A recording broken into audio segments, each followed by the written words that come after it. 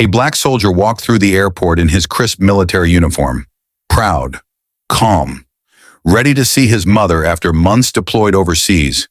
But before he could take another step, two white police officers grabbed him, shoved him against a wall, accused him of stealing the very uniform he wore with honor. His name, his rank, his sacrifice, none of it mattered. To them, he was just a threat.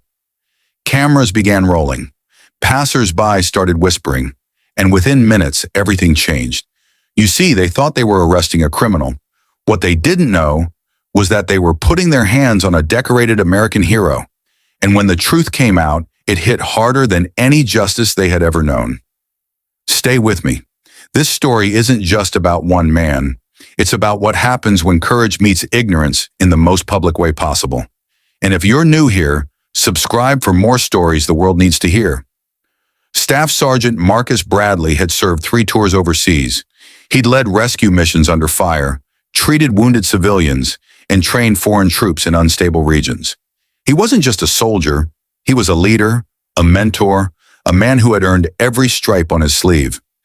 That day he was flying from Germany into Atlanta, carrying a surprise for his mother, an early return home. He'd told her he wouldn't be back for another month, but he'd pulled some strings. That was Marcus, always putting family first even when duty called. His uniform was immaculate, his boots polished, his duffel bag packed tight with a second set of dress blues, paperwork, and personal effects. As he stepped off the plane, he felt that familiar sense of relief. He was finally home, even if just for a few days. He adjusted his hat, checked his phone for a text from his ride, and headed toward baggage claim. But something felt off. Eyes followed him.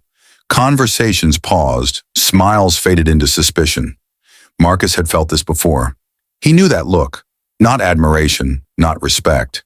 It was fear disguised as caution. And in moments like that, his uniform didn't protect him. It made him a target. The airport was crowded. Children ran to greet grandparents.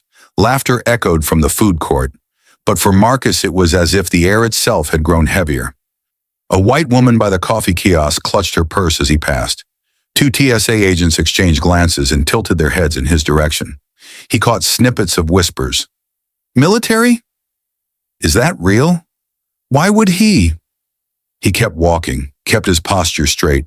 He had learned a long time ago that posture mattered, that eyes followed how you moved, how you looked, how you carried yourself.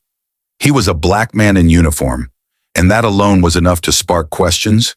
Marcus had been in this situation before, both in and out of uniform. The sideways stares, the questions without words, the tension that rose not because of anything he did, but because of who he was. He'd defused bombs, negotiated with armed militias, carried wounded brothers in arms through gunfire. But here, at home, his biggest threat was wearing a badge. He glanced toward the escalator when it happened. A loud voice, sharp, commanding, cut through the air like a blade. "Hey, you!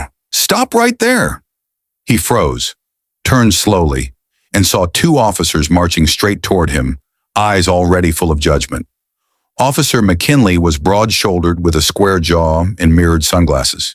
His partner, Officer Stroud, was thinner, younger, with eyes that scanned Marcus like a threat report. McKinley's hand hovered near his holster. "Where'd you get that uniform?" he barked. Marcus kept his voice steady. "I'm Staff Sergeant Marcus Bradley. Just got off a flight from Ramstein Air Base." He reached slowly for his military ID, careful not to make any sudden moves. Stroud cut him off. "We've had reports of someone impersonating a soldier. Black male. Matches your description." Marcus felt the old heat rise in his chest. "I earned this uniform, every piece of it. You can verify that right now." McKinley crossed his arms. "Open your bag." Marcus refused. "Do you have probable cause?" Stroud stepped closer, tone sharper. "You better cooperate, son." That word, son, landed like a slap. "I'm not your son. I'm a staff sergeant in the U.S. Army. You're harassing me without cause." By now people had gathered. A teenage girl raised her phone to record. A mother pulled her child closer. Marcus stood tall, but his heart pounded. He had seen war, but this felt like betrayal. Stroud stepped forward and yanked his duffel bag off his shoulder, spilling its contents across the floor. His dress blues, commendation letters, military paperwork. McKinley smirked. Fake. The word echoed like an insult. Marcus stared straight ahead. You're going to regret this. McKinley pushed Marcus against the wall, one arm twisted behind his back.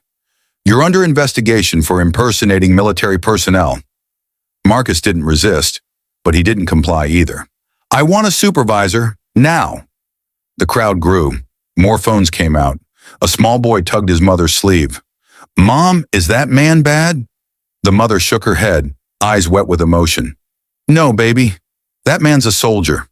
A trembling voice from the back spoke up. An elderly black man in a Vietnam veteran cap. I've been watching this whole thing. That man hasn't done anything wrong. McKinley ignored him. He's resisting, he shouted into his radio. We've got a situation at Gate 14. Marcus's jaw clenched. Do you even care who I am? Stroud chuckled. Yeah, a liar in camo. Then it happened. A thunderous voice boomed across the terminal. Unhand that soldier, right now. The officers froze.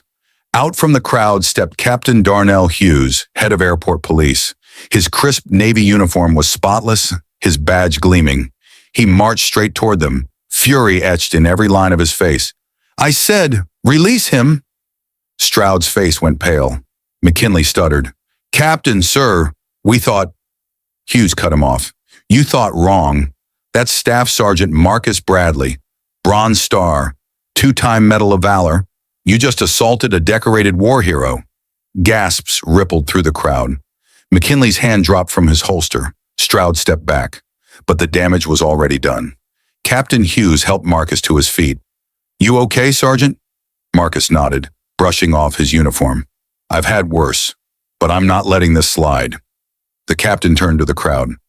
This man has done more for this country than most people ever will, and he was just manhandled like a criminal. Applause broke out. Strangers clapped. A woman shouted, Shame on you! The elderly veterans saluted Marcus with pride. Hughes ordered the officers to report to the airport security office immediately. We're going to get to the bottom of this, he promised. Inside the office, Marcus sat at the far end of the room, arms crossed, still in uniform. McKinley and Stroud sat stiffly, pale and silent. Then the door opened again. A short, heavy-set man in a blue suit entered. His badge read, Chief Alan Romero. He glanced at Hughes, then Marcus, then at the two officers. Tell me what happened, he said calmly.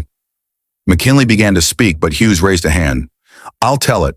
These officers falsely detained a decorated soldier without cause. They ignored his ID. They dumped his gear in public. And they radioed in false claims about resistance. Romero's face was stone. I've already reviewed the security footage. He was cooperative, completely. McKinley muttered. It was just a mistake. Romero's voice was cold steel. A mistake that could have cost a man his life and cost us our integrity. He turned to Marcus. Sergeant, on behalf of this department, I apologize. But apologies aren't enough. Romero's face turned stern. Effective immediately, both of you are suspended, without pay, and if the investigation confirms what I saw, racial profiling, abuse of authority, you will be fired, and we will press charges. Stroud stood up, voice shaking. This is insane. We were just doing our job. Hughes snapped back. You call this doing your job? He slapped a folder onto the table. Previous complaints, witness statements, and now, video evidence. This isn't your first time, but it might be your last. McKinley looked away, jaw clenched. Stroud's hands curled into fists. Marcus stood, calm but firm. You thought you could humiliate me. You thought you could get away with it. But today you didn't, because I stood my ground, and people watched. Romero nodded. We're not brushing this under the rug, not anymore. He looked at the officers. Now get out of my office. They stood slowly, shame in every step. As they passed Marcus, he met their eyes. Next time you see a black man in uniform, show some damn respect. We fight for this country too. The door shut behind them. The silence that followed was heavy. But it wasn't hopeless. It was righteous. Marcus left the airport that day with more than his duffel bag. He left with the weight of a truth too many still ignore, that even in uniform, some of us are seen as suspects before we're seen as citizens. But this time the crowd didn't look away. This time someone stepped in, and that made all the difference. Captain Hughes clapped a hand on Marcus's shoulder. "We've got a long way to go, Sergeant, but today we took a step." Marcus nodded.